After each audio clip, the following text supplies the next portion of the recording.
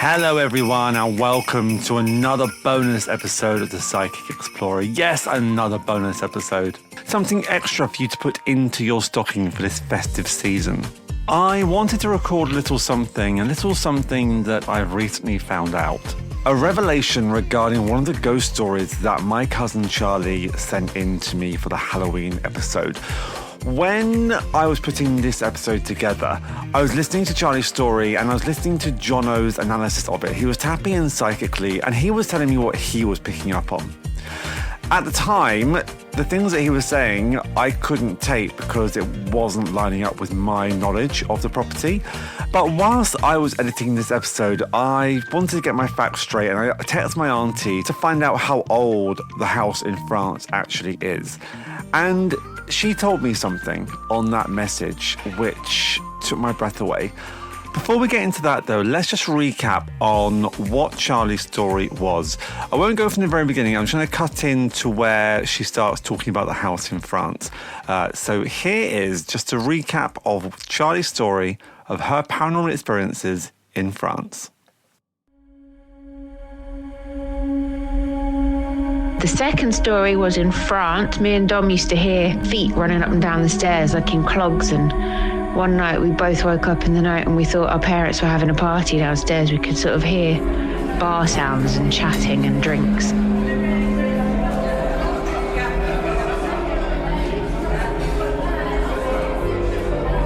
We went down and there was no one there.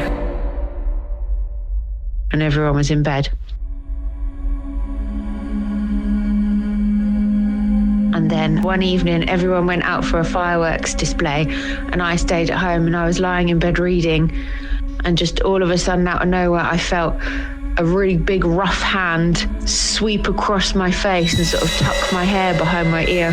And I could feel all the calluses on the fingers and could just feel every bit of this hand on my face. And I was terrified. I screamed, I ran out the house and I sat in the pouring rain, staring at all the windows to see if I could see anything, until my parents got back about an hour later and they just found me soaked, sat outside.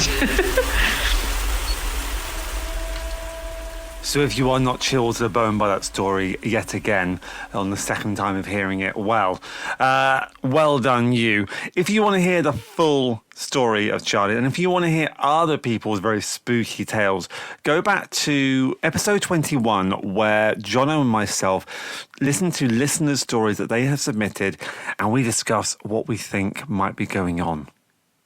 But going back to Charlie's story, I was texting my auntie just to make sure that I was getting the date of the house right. And she said something to me in that text message, and straight away I had to record a call with her. So I got her on my recording suite, and this is the conversation.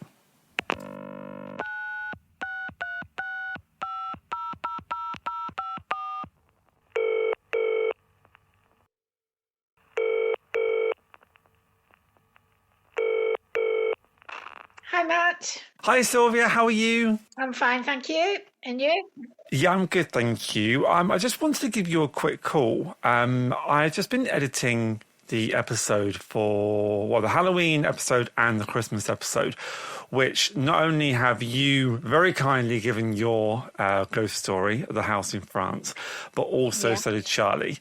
She was talking about the house in London, she was talking about the house in France, and I just wanted to clarify something. How old is the house in France? We're really not sure, but we've been told between 500 years, at least 500 years old, but it possibly was there at the same time as the Abbey, which would make it 900 years old. There was some sort of building there 900 years ago. Okay. We've just been having a little text exchange and I needed to call you because something you said in that text exchange just sort of blew my mind. You said that the building in France, the house in France, used to be some sort of inn. Is that correct? That's what we've been told. And the name Le Logis means a lodging of some kind.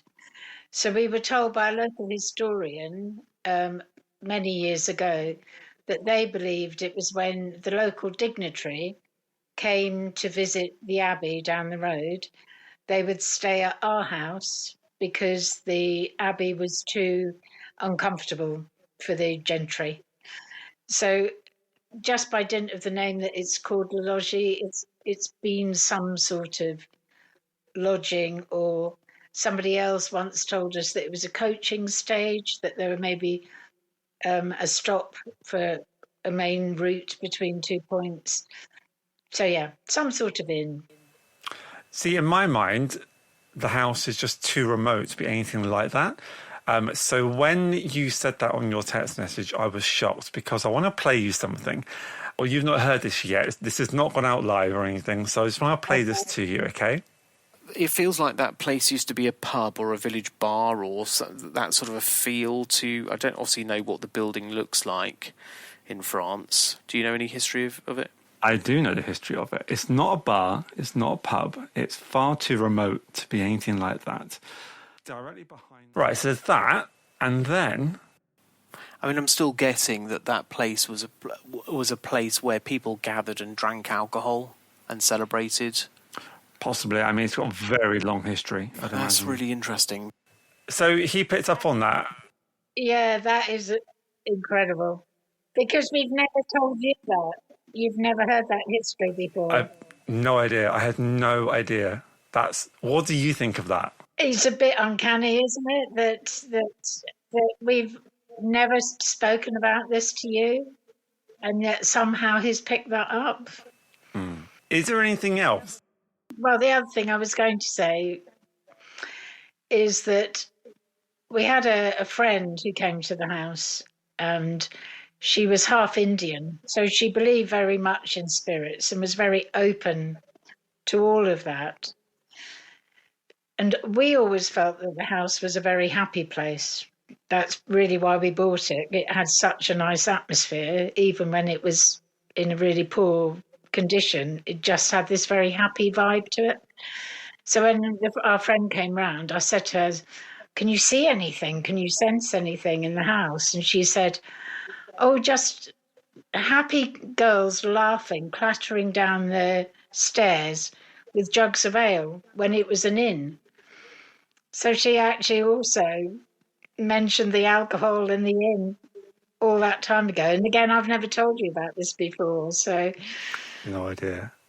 No. And she also picked up on the clattering up and down the stairs, because that is the focus of your story. Exactly. And that's why I was never really frightened of the steps, because she'd said that, and because she'd associated that with a happy person. It never felt menacing or scary. So the couple of times I've heard it, I just thought, oh, there she is, the girl clattering downstairs laughing. And yeah, so it's never been uncomfortable, you know. It was always just part of the history of the house, I guess. Because that's one thing I was going to ask you. In your story, you said you felt like it was a she, or you used the pronoun she. So I wondered, is that something that you picked up on, or is that something just your friend had told you, so therefore you now refer to that noise as a she? I would guess it's because of that, but also the steps are quite light and rapid. They're not like a thumping down the stairs. Mm-hmm. It's more like somebody very light-footed in clogs coming down the stairs, if you like. It's never felt menacing at all. It's not like a heavy presence. So I suppose that's why, yes, I went along with the she. Okay, that makes sense. I thought, oh, she knows something. She's picking up on something. But okay. And Charlie was telling us about her experience of the rough hand on her face, and she ran outside and waited in the rain for you and Uncle John to come back home. That's right. I remember it well. She was absolutely petrified, absolutely beside herself. She was terrified. But it was in the same room where my mum also had this experience of a man's presence sitting on the bed. But I've never had that. I've never been aware of that. But my mum did. My mum certainly did. All right, so while I've got you here, so yeah. The back bedroom in London, What's the deal with that then? Because Charlie was saying that she used to listen to Harry Potter tapes, and the tape used to just stop at this. I don't think she said at the same place, but I would imagine it was the same place would just stop every night. You bought a new tape player, it did the same thing happened. You changed the CD player, the same thing happened. She said that she could just feel this presence of a woman brushing her hair in her bedroom. When Charlie was very little, it was just me and her. Dominic was a baby, I think, so Charlie must have been about 3. And she'd had a bath and we'd sit on the bed in the front bedroom. And she looked down the corridor towards the back bedroom and said, "Hello," to the empty space. And I was feeling a bit, okay. I said, "There's nobody there, darling." And then she looked again and she just burst into tears, sobbed and sobbed and sobbed. I mean, we have had things with the televisions turning themselves off and on unexpectedly, but not since the children have left, not for a very long time. Okay. So when she did that as a baby, she was looking towards that back bedroom? She was, yeah. How does that make you feel? How does that make you living in that house? Like, I was very freaked out at the time though, because it was so natural. You know, she was just little. She just looked up and said, "Hello." And there was nobody there. I try not to think about it too much after that. Can I play you what Jono thought of this? Can I play you this so that you can hear what he says? Here we go. That back bedroom. I mean, to me, if I'm linking it in, it almost feels as if this is a motherly figure. This lady, I don't know if she was able to see this lady, but I get like this grey hair, almost grey wiry hair actually with this lady. And the reason why the tape player or the Harry Potter keeps stopping is because it's your bedtime. You're not listening to it anymore. Go to bed, go to sleep. That's the feeling that I'm getting with this. So it's like a protection from her. And I would also probably, she might have felt like a grandmother as well. So maybe she was in that sort of an age bracket. I've always held my grandmother very close to me, and I've always sort of looked to her to be present at times when I felt I needed her around me. But I've certainly held her close and asked her for protection at times, especially for the children. I think this is what I'm finding really interesting, because this sort of stuff, I think, gets a really bad rap. A lot of people say, "Oh, it's really scary, it's evil," and I'm just, the more and more I'm sitting with it, the more and more I hear about this sort of stuff. I think if we just spin it on its head and say, actually, it might not be bad. It might actually just be, that's just our perception of something we don't understand. And maybe it's something positive. Maybe it is something protective, like time for bed. Well, I have to say that my grandmother was a firm believer in life after death, and always said that if there was any way back, she would find it and come back. And that's another reason that I've always sort of held her close, I guess, because I always thought, well, there was half a chance she would try and be around and be protecting me, protecting my children. And so, yeah, it could be the good spirits we hold close to. Wonderful. Thank you so much. Thank you for jumping on quickly. I just wanted to, just get your thoughts and opinions and just record it for, I don't know, whether it be for prosperity or a little bonus episode, I'm not sure yet. But thank you so much for doing this. It's really, really appreciate it. Okay. I'll have to listen to it now if I can bear the sound of my own voice. I'll have to listen to it. So there you have it, my Auntie Sylvia listening to Jono's analysis, or him tapping in to her and her daughter Charlie's story about the house in France, about their experiences of the paranormal in their house in France. I thought that was fascinating because I had no idea the house in France was once a pub or an inn, or a coaching inn rather. Not got a clue. I knew it was affiliated with the local abbey. I knew that the mitre or the bishop, whatever it might be, went to stay there in days gone by. I had no idea it was a pub. So when Jono was quite insistent on tapping into that side of Charlie's story, saying, no, I'm definitely feeling alcohol, he was bang on the nose. Also interesting to hear that my Auntie Sylvia's friend came out to see the place and she picked up on the woman, the girl, running up and down the stairs, and my auntie hears those quite regularly in that house. So I will leave that with you. This is going to be the very last episode before the 25th of December, before Christmas, if you celebrate that.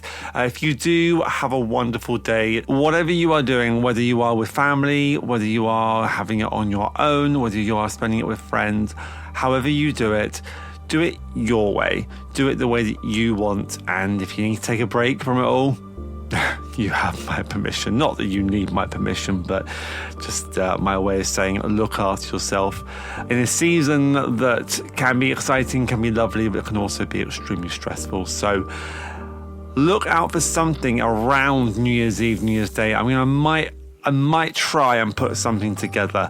I've got a couple of weeks off now where I'm going to just relax, but I'm probably going to get tinkering with the old podcast again. So thank you again for all of your support throughout this year. It's been amazing to hear the feedback, amazing to know that people out there are listening to my ramblings.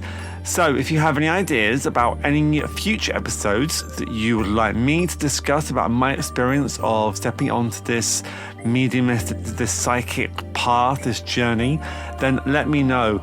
Likewise, if you want to tell your story about your experiences, whether they be paranormal or whether you yourself are stepping onto your journey, I would love to include your story. This podcast, the idea for this podcast is a true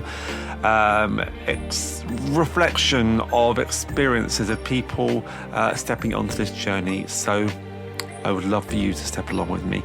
Reach out to me at the.psychic.explorer, Facebook, Instagram, Threads. I will see you very soon. Sending you all my love. Take care, guys. Bye.